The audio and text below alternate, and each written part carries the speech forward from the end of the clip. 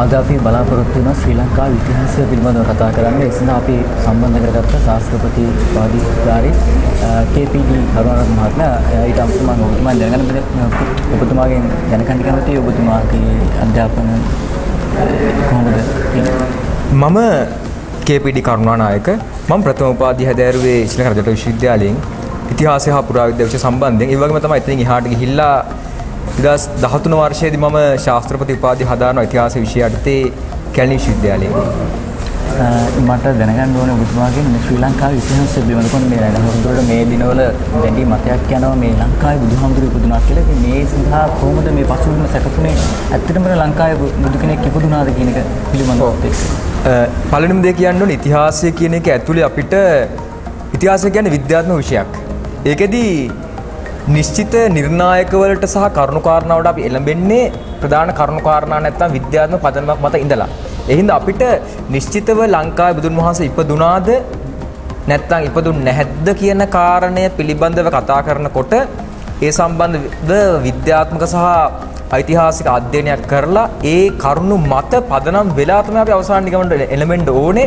නමුත් අපි දකිනවා මේ මොහොත වෙනකොට කිසිම විද්‍යාත්මක පදනමකින් තොරව ඒ වගේම තමයි යම් යම් පදනම් විරහිත සාක්ෂි තර්ක බවට පත් කර ගනිමින් කරන සංවාදයක් දකිනවා. අපි කියන්නේ ඇත්තම ඉතිහාසය සහ පුරාවිද්‍යාව වගේ විද්‍යාත්මක විෂයන් ගැන තර්ක විතර්ක විය යුතුයි, සංවාදයට බඳුන් විය යුතුයි. නමුත් ඒ සංවාද ගොඩනගිය යුත්තේ වඩා සංවාදාත්මක ඒ වගේම යම් සැබෑ කරුණු කාරණා මත පදනම් වෙලා කියලා විශ්වාස කරනවා. අපි අහලා තියෙනවා මේ ලංකාවේ පැරණිම දාගම ගිරිහඬුසෑය කියලා මේක ලංකාවේ විතරද තියෙන්නේ නැත්නම් කොහොමද මේ? ඔව්. ගිරිහඬුසෑය කියන කාරණේ සම්බන්ධ චමින්ද මහත්මයා ගත්තට පස්සේ තියෙන ජනප්‍රවාදගත කරුණු කාරණාවල සඳහන් වෙන්නේ බුදුන් වහන්සේට පූජා කරපු තපස්සු බල්ලු වෙළඳ දෙබෑයන්ට තමන් වහන්සේගේ හිස පිරිමා මැද අතට අරගත්ත කේස් ධාතුන් වහන්සේලා ලබා දුන්නාට පස්සේ ඒකෙන් ගිරිහඬුසෑය නිර්මාණය කරාගෙන ලංකාවේ ජනතාව අතර ප්‍රකාශයක් තියෙනවා. නමුත් අපි කියන්න ඕනේ ඉතිහාසය තුල සමහර කරුණු කාරණා අපි සලකන්න වෙන්නේ සමකාලීන බව කියන දේත් එක්ක. පළවෙනි දේ කියන්න ඕනේ දැන් මහා වංශ රචනා වෙන්නේ බුදුන් වහන්සේගේ පරිනිර්වාණ සිද්ධ වෙන්නේ ක්‍රිස්තු පූර්ව 543 දී මහා වංශ රචනා වෙන්නේ ක්‍රිස්තු වර්ෂ 5 වෙනි සියවසේ දාවසේ රජුරන් කාලෙදී.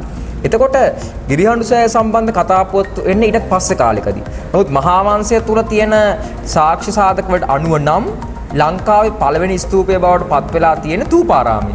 තූපාරාමය කියලා කියන්නේ මිහිඳු මහරහතන් වහන්සේ ලංකාවට වැඩම කරාට පස්සේ දේවානම්පියතිස්ස රජුරුවන්ගේ අනුග්‍රහය මත ඉදි කරපු මහමෙවුනා වියන ස්ථාපිත කරපු පළවෙනි ස්තූපය. දුන් වහන්සේගේ දකුණු අකුධාතුන් වහන්සේ තමයි තැන්පත් කරලා තියෙන්නේ. ඊට අමතරව දැන් ලංකාවේ මේ කියන්නේ බුදු කෙනෙක් ඉපදුනා ගැන අපි අහලා තියෙන්නේ මේ ඉන්දියාවේ මේ ශිල්ප ශාස්ත්‍ර ඉගෙනගත්ත පිරිසක් ඇවිල්ලා ලංකාවේ බුදු පිළිම නෙළුවා විහෙර විහාර හැදුවා කියලා. ඒ පිළිබඳව මොකද කියන්නේ මේ මිහිඳු හාමුදුරුවෝ ආගමනයත් එක්ක කොහොමද මේක සිද්ධ වුනේ? පළමු දේ කියන්න ඕනේ ලංකාවේ තාක්ෂණය පදනම් වෙන්නේ ඉන්දියානු තාක්ෂණය මතම නෙමෙයි. අපි කියනවාද ලංකාවේ පුරාවිද්‍යාත්මක සාක්ෂි සාධක අනුව ක්‍රිස්තු පූර්ව 1129 දී ලංකාවේ මිනිස්සු සකපෞරව භාවිතා කෙරුවා. උඩරංච මඩමෙන් හම්බේන සාධකවල තියෙනවා සෞමිතික හැඩේ මැටි භාජන. එතනින් එහාට ගිහිල්ලා අපි දියුණු තාක්ෂණික ක්‍රම භාවිතා කරා. නමුත් මේ ආපු සම්ප්‍රදාය තුල ඉතා දියුණු අවස්ථාවක් ගැන කතා කරනවා බුද්ධ ආගම ලංකාවේ ස්ථාපිත වීමත් එක්ක. මොකද බුද්ධ ආගම ලංකාවට ස්ථාපිත වීමත් එක්ක අපි මහා වංශීය පාදක ඉතිහාසය තුළ කියන කරුණු කාරණාවක් තමයි ලංකාවේ ශ්‍රී මහා බෝධීන් වහන්සේ වැඩම කිරීමෙන් පස්සේ ශිල්ප ශ්‍රේණීන් අටලොස් කුලයක ශිල්ප ශ්‍රේණීන් ලංකාවට පැමිණියා කියන කාරණය. නමුත් අපි ඒක මතම රැඳී සිටිය යුතු නැහැ. මොකද ඒකට අනුව නම් කුමල් කර්මාන්තෙත් එන්නේ මේ වෙලාවේනේ. නමුත් ඊට පෙර ලංකාවේ තාක්ෂණික සහ විද්‍යාත්මක ක්‍රමවේද ලංකාවේ භාවිතා කරා. නමුත් අපි කියන්නේ දැන් ඒකෙදී අපි දකින්න ওই කාරණයක් තමයි දැන් අති අන්තවාදී විදිහට අපි ගැප් ගන්න මේ එල්බගෙන ඉන්න සුදුසු නෑ. එක පැත්තෙන් ගත්තට පස්සේ ලංකාවේ මේ විජයාගමනයට පෙර හෝ බුද්ධාගම ලංකාව ස්ථාපිතයට පෙර ලංකාවේ බොහොම ප්‍රාථමික නොදියුණු තත්ත්වයක් තිබුණා කියලා අපි එල්බගත යුතුත් නැහැ. නමුත් අනිත් පැත්තෙන් ගත්තම අපි කියන්න ඕනේ අපිට ඉන්දියාවෙන් හෝ විදේශ රටවලින් ලැබිච්ච සංස්කෘතික ආభాෂණ අපි පිළිගත්තේ නැහැ, ලබාගත්තේ නැහැ කියලා අපි කියන්න ඕනෙත් නැහැ. නමුත් අපි කියන්න ඕනේ අපිට ඇත්තටම සමහර සංස්කෘතික අංග චෛත්‍ය පිළිම වගේ සංස්කෘතික බුදු පිළිම වගේ සංස්කෘතික ඉන්දියාවෙන් ලැබෙනවා. ලැබෙනකොට අපිට හැකියාවක් තිබුණා අපේ කලාකරුවට ඒක අපේ අනන්‍ය බවට පත් කරගන්න. දැන් අනුරාධ සමාධි පිළිමය ඉන්දියාවේ තියෙන මතුරා සම්ප්‍රදායට වඩා වෙනස්. එතකොට ඒකේ තියෙන අපේ ලක්ෂණ තියෙනවා. අපේ වැව හැදුවේ අපේ සංස්කෘතිය ඇතුලේ. අපිට ස්වීයකරණය කිරීම, ඒ කියන්නේ විදේශ වලින් ලබා ගන්න සංස්කෘතික හෝ තාක්ෂණික ආభాසය අපේ සංස්කෘතික අනන්‍යතාවය අපේ පොළවේ උරුමයත් එක්ක ගලපන් අපේ බවට පත් කරගෙන හැකියාවක් අපේ ශිල්පියාට සහ අපේ තාක්ෂණ වේදිකාට හැකියාවක් තිබුණා. දැන් ඒකෙන් පැහැදිලි වෙන්නේ ඉන්දියාවෙනුත් අපේ දැන් බුදුදහම තුමා පිළිගන්න ඕනේ ඉන්දියාවෙන් ආව කියන එක එහෙමද කොහොමද? මෙහෙමයි දැන් බුදුදහම සම්බන්ධයෙන් ගත්තට පස්සේ බුදුදහම ලැබුණේ ඉන්දියාවෙන් කියන එක පිළිබඳ නිශ්චිතතාවයක් තිබුණා මේ මෑතක් වෙනකන්. ඒතර සමහර දැන් ඕක තර්කයක් බවට පත් වෙන මේ මෑත කාලීනව ආපු යම්කිසි මතවාදයක් හින්දානේ. ඒතර ඒ මතවාදෙත් එක්ක තමයි ඔය කතිකාවත ගොඩනගන්නේ. හැබැයි අපි කියන්න ඕනේ නිශ්චිතවම ලංකාව ඉතිහාසය හදාරන ප්‍රධාන මූලාශ්‍රය මහාවංශයේ පාදක ඉතිහාසය ඇතුලේ සහ ලංකාවේ තියෙන අනිකුත් සියලුම පුරාවිද්‍යාත්මක සහ සාහිත්‍ය මූලාශ්‍රය ඇතුලින් පැහැදිලිව ඔප්පු වෙන ලංකාවේ බුද්ධාගම ඉන්දියාව තුලින් ලැබුණා කියන්නේ. මොකද ලංකාවට දැන් අපි දකින විදිහට බුදුන් වහන්සේ ජීවමාන වැඩ සිටින කාලයේදී උන්වහන්සේගේ අවුරුදු 45ක සේවා කාල 45 වසරක සේවා කාලය ඇතුළතදී බුදුන් වහන්සේ ජීවමාන වැඩ හිටපු කාලයේදී උන්වහන්සේගේ ධර්මය හා දර්ශනය පැතිරුණේ ඉන්දියාවේ මධ්‍ය දේශීය ආශ්‍රිතව. ඒතර මධ්‍ය දේශීය ආශ්‍රිතව මොකද අපි කියනවා උන්වහන්සේට අනුග්‍රහය දැක්වූ රජවරු කිහිප දෙනෙක් හිටියා. වගේම තමයි අධිරාජ්‍යන් කිහිප දෙනෙක් හිටියා. ඒතර උන්වහන්සේගේ ධර්මය පැතිරුණේ බොහොම සාමකාමී සහ ඒ ක්‍රිස්තු පූර්ව 6 වෙනි සියවසේ ඉන්දියාවේ තිබිච්ච බුද්ධි ප්‍රබෝධය මත පදනම් වෙලා. එතකොට උන්වහන්සේගේ පරිනිර්වාණයෙන් පස්සේ තමයි බොහොම සාමකාමී සහ බොහොම උතුම් දර්ශනයක් විතර මේ දර්ශනය තිබිලා ධර්මාශෝක අධිරාජ්‍ය කාලේ තමයි මේක ඉන්දියාවෙන් බැහැරට ව්‍යාප්ත වීම කියන එක ආරම්භ වෙන්නේ. එතකොට අපි කියන්නේ ඉන්දියාවෙන් බැහැරට ඊට කලින් ව්‍යාප්ත වෙන්න ඇති. නමුත් ඒ ඉන්දියාවෙන් බැහැරට ව්‍යාප්ත වීම මහා පරිමාණය සිද්ධ වුණේ නැහැ. මහා පරිමාණය ව්‍යාප්ති වෙන තාක් මහා පරිමාණය මම අදහස් කරන්නේ දේශපාලන බලාධිකාරියක බලපෑම් මත ව්‍යාප්ති. අපි ඒකට කියනවා නවරට සසුන් පිහිටවීම කියලා. අපි අවංකම හැමදේම ආගමික කෝණයකින් විග්‍රහ කිරීම වගේම මේ ආගම කියන සාධකය ඕනෑම ආගම සම්බන්ධ මේක පිළිගන්න ඕනේ. බුද්ධාගම සම්බන්ධව පාව මේක ඇත්ත. දැන් ධර්මාශෝක අධිරාජ්‍යයා ඊට කලින් චණ්ඩාශෝකගේ දිග්විජය ප්‍රතිපත්තිය කාලිංග දේශීය ආක්‍රමණයෙන් නවතිනවා. කාලිංග දේශීය ආක්‍රමණයෙන් නැවතිච්ච දිග්විජය ප්‍රතිපත්තිය ඇතුලේ අනික් රටවල් යටත් කරගැනීම කෙසේ වෙතත් තමන් පිළිගත් දර්ශනය සහ ධර්මය ඒ රටවල් වලට ව්‍යාප්ත කිරීම චණ්ඩාශෝක අධිරාජ්‍යයාගේ දිග්විජය ප්‍රතිපත්තිය එක්තරා තැනකින් නවතිනවා.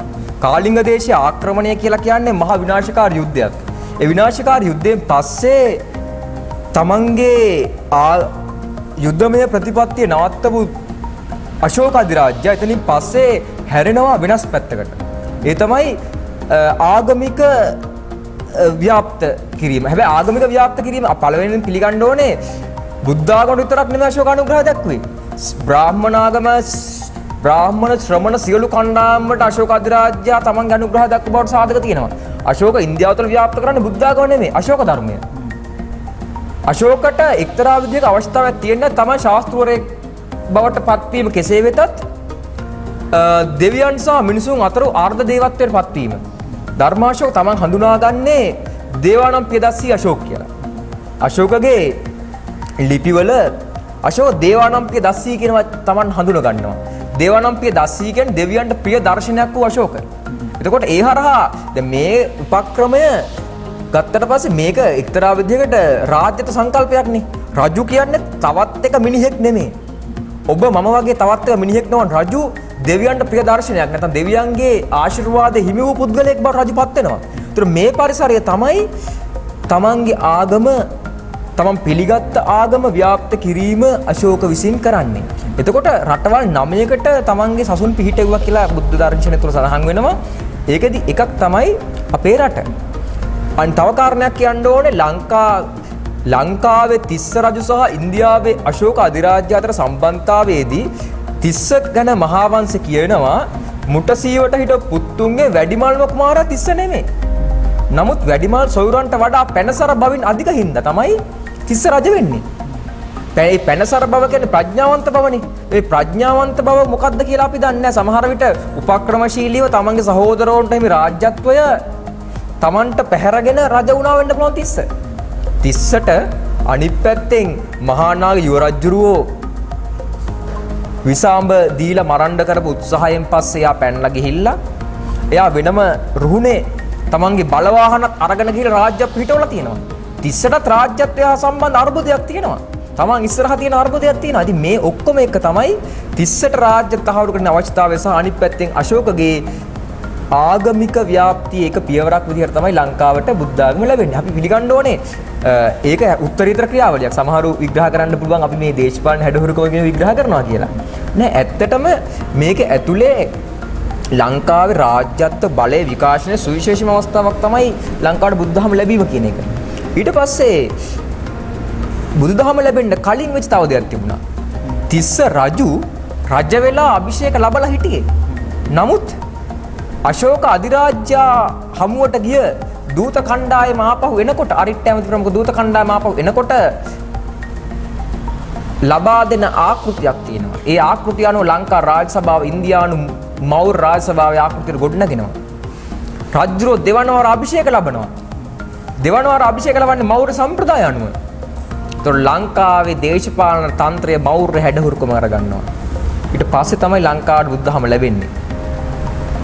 අනික අපි පිළිගන්න සමහර වෙලාවට ඓතිහාසික මූලාසුතේ ඇතැම් කරුණු කාරණා අතිශයෝක්තියෙන් සහ ඔව් එහෙම වර්ණනා තියෙනවා. සමහර විට එහෙම වෙන්න පුළුවන් තිස්ස රජු සහ මිහිඳු මහරහතන් වහන්සේගේ අහඹුහමුවක් බවට පත් කරනවා ඉතිහාසය විසින්. එහෙම අහඹුහමුවක් නොවෙන්න පුළුවන්. අනික ඒකේ අදහස් කරන්නේ අපි දේවානම්පිය තිස්සට පෙර ලංකාවේ බුද්ධ ආගම පිළිබඳ අසා නොතිබුණා කියන එක නෙමෙයි. දැන් පණ්ඩුකාභය ගත්තහම පණ්ඩුකාභය අනුරාධපුර නගරයේ බිහි කරන එක ගැන කතා කරන මහා වංශයේ ලොකු විස්තරයක් තියෙනවා. ඒක දියා ව්‍යාධ දේව කියන වැදි දෙවියට වෙන් කරන තැනක්. චිත්තරාජ කාලවේලට වෙන් කරන දේවාල. අනිත් පැත්තෙන් ගත්තහම නානා පාසණ්ඩයන්ට. අනිත් පැත්තෙන් ගත්තහම බ්‍රාහ්මණයන්ට සොට්ටිශාලා දෙනවා, සිවිකාශාලා දෙනවා. මේ විදිහට බ්‍රාහ්මණ ජෛන පාසණ්ඩ ව්‍යාධ දේව වගේ එතකොට ඒක ලංකාවේ ජෛනයෝ බ්‍රාහ්මණයෝ හිටියද? පැහැදිලිවම දැන් මහා වංශ සාධකවලට අනුව පණ්ඩුකාභය කාලේ ලංකාවේ බ්‍රාහ්මණයෝ හිටපු බවට සාධක තියෙනවා. මොකද පණ්ඩුකාභය රජ වෙන්න කලින් එයාට උගන්වපු පණ්ඩුල කියන්නේ බ්‍රාහ්මණ ඇදුරෙක් කියලා තමයි කියන්නේ. එතකොට අනිත් පැත්තෙන් ගත්තාම මේ ඉන්දියානු ඇදහිලි ලංකාව තුළ තිබුණු බවට සාධක තියෙනවා. ඒතර ඒ ඉන්දියානු සම්ප්‍රදාය ඇදහිලි ඔක්කොම තියදී බුද්ධ ආගම නොතිබුණාද කියලා ප්‍රශ්නයක් කෙනෙකුට එන්න පුළුවන්. සමහර විට බුද්ධ ආගම අදහන යම් කණ්ඩායම් ඉන්න ඇති ලංකාව ඇතුලේ. එතකොට අර දැන් පණ්ඩුකාභය ඇවිල්ලා කරන්නේ ලංකාවේ තියෙන සියලු ඇදහිලි ඉන්දියාවෙන් පැමිණි ඇදහිලි සම්ප්‍රදාය සහ ලංකාවේ දේශීය ඇදහිලි ව්‍යාධ දේව කියන්නේ වැඩි දෙවියා, කම්මාර දේව කියලා කම්මල් කරුවන්ගේ දෙවියෙක් හිටියා. මේ ඔක්කොටම අනුරාධපුර නගර තැන් තැන් වෙන් කරලා දෙනවා. අනුරාධපුර නගරය සියලුම ආගම් වලට සහජීවණයෙන් හැසිරෙන්න පුළුවන් තැනක් බවට පත් කරනවා. හැබැයි ඒක ඇතුලේ බුද්ධ ආගම ගැන කියවෙන්නේ නැහැ. සමහර විට මහා වංශයේ ක්‍රිස්තු වර්ෂ 5 වෙනි සියවසේ ලියනකොට මහා නාම හාමුදුරන්ට අවශ්‍යතාවයක් තියෙන්න ඇති ලංකාවේ මිනිස්සු තිස්ස රජුරවන්ට කලින් බුද්ධ ආගම නොදැන හිටියා කියන එක පෙන්වන්න වෙන්න පුළුවන්. ඒතකොට ඒකේදී සමහර විට මහා අඳුරු යුගයකට පස්සේ ආලෝකය පහළ කිරීම කියන වටිනාකම තිස්සට දෙන එක වෙන්න පුළුවන්. හැබැයි අපි සමහර විට අපි විශ්වාස කරනවා ප්‍රාග් බෞද්ධ යුගය කියලා අපි කතා කරන දේවානම්පිය තිස්ස කාලට කලින් ලංකාවේ බුද්ධ ආගම යම් ප්‍රමාණයක් තියෙන්න ඇති. ඒකේ අරමුණ ලංකාවේ බුදුන් වහන්සේ ඉපදුනාය කියන කාරණය නෙමෙයි. තුන් පාරක් වැඩිය කියලා කියනවනේ නේද? ඔව්. අතීතයේදී එහෙම කතාවක. ඔව්. ලංකාවට බුදුන් වහන්සේ තෙවරක් වැඩම කරාය කියලා සඳහන් වෙනවා. දැන් ඒක ඇත්තටම මහා වංශයේ පවා පැහැදිලිවම දක්වනවා. වැඩම කරා කියලා තියෙන නැත්නම් මේ ලංකාවේ හිටියා කියනද? නෑ ලංකාවේ මහා වංශ දැක්වෙන්නේ අවස්ථා තුනක ලංකාවට වැඩම කරා කියලා. මොකක් දැන් මේගොල්ලෝගේ මේ ලංකාවේ බුදුහාමුදුරුවෝ ඉන්නවා කියන එක කියන්නේ එහෙම නෙමෙයි. ලංකාවේ හිටියා කියන එක තමයි. නෑ පැහැදිලිව මහා වංශය ආදී මූලාශ්‍රවල දැක්වෙන ලංකාවට බුදුන් වහන්සේ වැඩම කරාගෙන. මොකද මහා වංශය රචනා කරන්නේ ක්‍රිස්තු වර්ෂ 5 වෙනි සියවසේදී. ඒකෙදි මහානාම හාමුදුරුවෝ කියන්නේ බුද්ධ ආදී මහතුන්ගේ වංශය මහා වංශය. එතකොට මහා වංශය ලියන්නේ මහානාම හාමුදුරුවෝ දේශපාලන ඉතිහාස ලියන අරමුණේ නෙමෙයි. මොකද දේශපාලනය කියන්නේ භික්ෂුවට කතා නොකළ යුතු අකැප මාතෘකාවක්. රාජ කතා, චෝර කතා, ඉට්ටි කතා, දූර්ත කතා, පාන කතා ආදී කතා කරන්නේ භික්ෂුවට අකැපයි. ඒවා නිවන් මඟට අහුරන දේවල්. එතකොට ඒ නිවන් මඟ අහුරන දේශපාලනය ගැනත් කියවෙන්න මහානාම හාමුදුරුවෝ ලංකාවේ බෞද්ධ සම්ප්‍රදාය පිළිබඳව තමයි කතා කරන්නේ. ඒ බෞද්ධ සම්ප්‍රදාය ඇතුලේ කොහොමද බුදුන් වහන්සේගේ බුදු චරිතය ගොඩනගන්නේ? ලංකාවට බුද්ධාගම වෙන්නේ කොයි කාලෙද? ඉතින් හැබැයි ලංකාව පිළිබඳව කියනකොට පැරණිව සඳහන් ලංකාව සම්බන්ධයෙන් හම්බ වෙන්නේ මහා වංශ තියෙනවා. බුදුන් වහන්සේගේ පරිනිර්වාණ මොහොතදී ලංකාව ගොඩ බැහැපු විජය ඇතුළු පිරිසගේ ආරක්ෂාව බුදුන් වහන්සේ විසින් දෙවියන්ට බාර දුන්නා. ඒතකොට ඒ බුදුහාමුදුරුවෝ පිරිනුවන් පානත් එක්කද විජය ආවේ? ඔව් ක්‍රිස්තු පූර්ව 543 සහ 483 කියලා අදහස් දෙකක් තියෙනවා ඔය වර්ෂය සම්බන්ධයෙන්. වඩා පිළිගන්න මතය තමයි විජය එකම වර්ෂය සිද්ධ වුණා කියන එක. නමුත් විජයගේ පැමිණීම කියන එක මහා වංශය දීපු මේ වටිනාකමම අපි එක හෙලා පිළිගත යුතු නැහැ. මොකද විජයගේ පැමිණීම මහා වංශයට අනුව නම් විජයන්ට ලංකාව යක්කු හිටියේ. මහා වංශ දක්වන ආකාරයට. එතකොට විජය එන්න කලින් තිබිච්ච යක්ෂයන්ගේ අර අසංවිධානාත්මක සමාජ ක්‍රමය විනාශ කරලා ශිෂ්ට සම්පන්න මිනිස්සුන්ගේ වාස භූමියක් බවට විජය මේක පත් කරා කියලා කියන්නේ. නමුත් අපිට විජය කියන එක්තරා සංකල්පයක්. විජය කියන්නේ ජයග්‍රහණය කියන එකනේ. විජය කියන්නේ විජයග්‍රහණය, ජයග්‍රහණය මේ ලංකාවේ ස්වදේශික පාලන ක්‍රමය පරදවන්න ඉන්දියාවෙන් ආපු එක්තරා ආක්‍රමණකාරී හැඩයක් ගත්ත සංක්‍රමණික කණ්ඩායමක්. විජය කියන්නේ පල් හොරෙක්.